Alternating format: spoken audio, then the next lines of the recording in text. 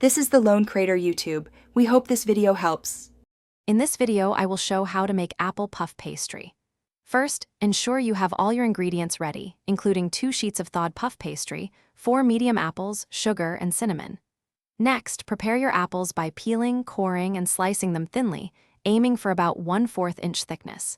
This ensures even cooking. Finally, preheat your oven to 400 degrees Fahrenheit or 200 degrees Celsius to get it ready for baking. Now, let's create that delicious apple filling. In a bowl, gently toss your thinly sliced apples with 1/4 cup of sugar and 1 teaspoon of ground cinnamon until they are well coated.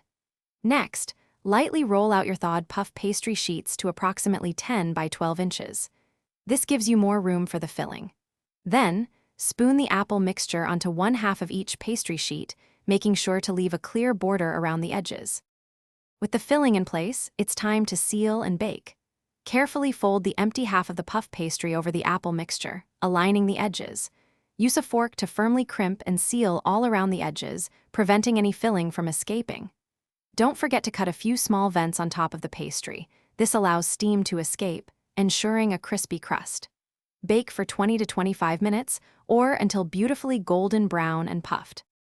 Once baked, resist the urge to dig in immediately.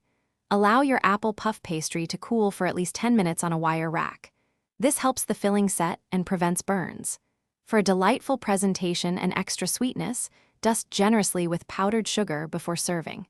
It's perfect on its own or with a scoop of vanilla ice cream. Also, be sure to check the description below for a link to a fantastic book that could truly change your financial perspective, along with other great deals. Thanks for watching. Consider subscribing if we helped you.